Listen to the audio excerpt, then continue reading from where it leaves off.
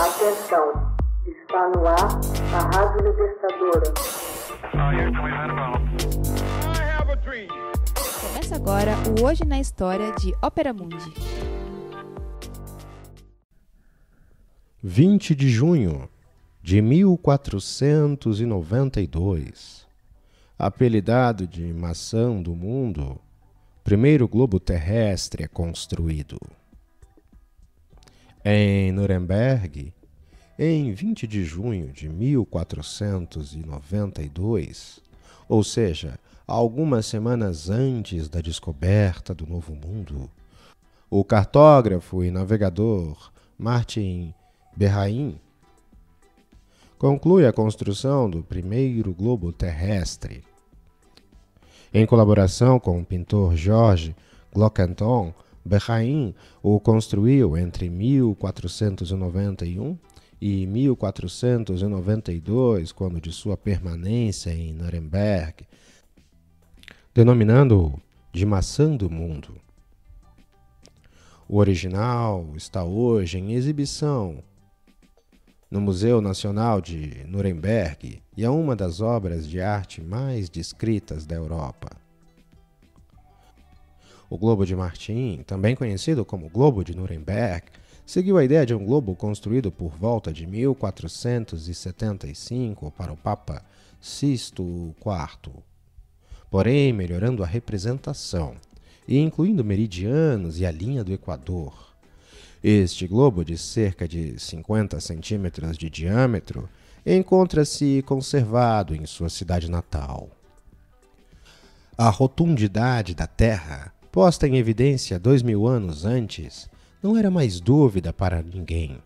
Entretanto, houve necessidade de mais de meio século para compreender, a partir de Copérnico, que a Terra é que gira em torno do Sol e é só um planeta em meio aos outros. É certo que os sumerianos, devotados à astronomia e que viviam na Mesopotâmia 3.000 anos antes de Cristo, representavam a Terra como um disco chato pousado sobre um oceano sem limites.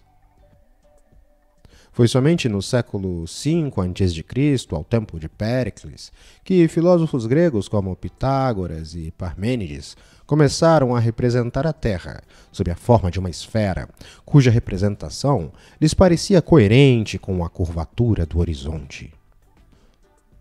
Por volta de 230 a.C., o astrônomo e matemático Erastótenes confirma brilhantemente a rotundidade da Terra e, ademais, mede a sua circunferência com incrível precisão. Num primeiro momento, atenta no solstício de verão, momento em que o Sol está em seu ápice e se refletia nas águas de um poço muito fundo na cidade de Siene, hoje Assuã, Egito, que fica exatamente no limite da zona tropical e no mesmo meridiano de Alexandria. Num segundo tempo, o mesmo dia do ano e no mesmo momento mede Alexandria a 1000 quilômetros ao norte a sombra projetada por uma vara na vertical. Conhecendo a distância entre as duas cidades e desprezando a diferença de inclinação dos raios solares, deduz que nosso planeta tem uma circunferência de 250.000 estádios, ou seja, praticamente 40.000 quilômetros, medida muito próxima da atual admitida. A geografia de Cláudio Ptolomeu, um grego de Alexandria, retoma as conclusões dos sábios que lhe antecederam. Graças a essa obra bem conhecida dos eruditos da Idade Média, a rotundidade da Terra iria ser ensinada nas universidades ocidentais a partir do século XIII, e somente religiosos sectários ou ignorantes a negariam ou ignorariam.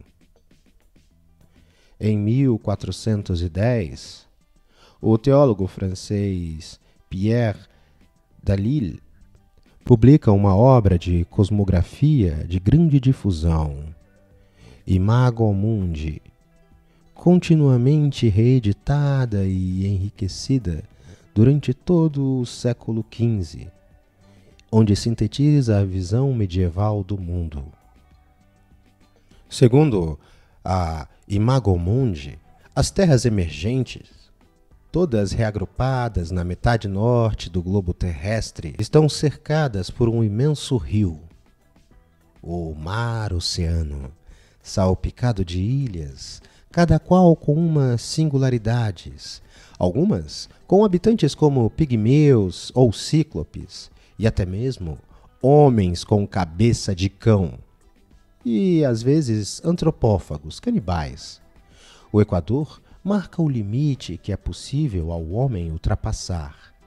À época de Cristóvão Colombo, os eruditos, navegantes e geógrafos conheciam tão bem o Imago Mundi quanto a geografia de Ptolomeu.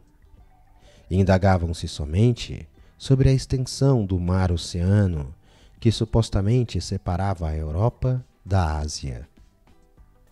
Ptolomeu, em sua célebre geografia, estabeleceu para a circunferência da Terra um valor claramente inferior ao de Eratóstenes, de cerca de 180 mil estádios, ou 33 mil quilômetros. Com base nisso, o astrônomo fiorentino Paolo Toscanelli produziu em 1468, para atender o rei de Portugal, uma carta que mostrava a Europa separada do Extremo Oriente por um oceano de somente 10 mil quilômetros de extensão, tendo em seu meio uma ilha mítica denominada Antilha. Esse mapa induziria Colombo a erro, subestimando drasticamente a distância que separava a oeste a Europa do Extremo Oriente. De todo modo, o navegador genovês ousaria empreender a viagem que o levaria a conhecer o continente hoje conhecido como América. Hoje na História, uma produção de Opera Mundi, baseado na obra de Max Altman, com narração de José Igor e edição de Laila Manoeli. Você já fez uma assinatura solidária de Opera Mundi? Fortaleça a imprensa independente. Acesse www.operamundi.com.br/apoio. São muitas opções. Você também pode fazer um Pix usando a chave apoie@operamundi.com.br. Obrigada!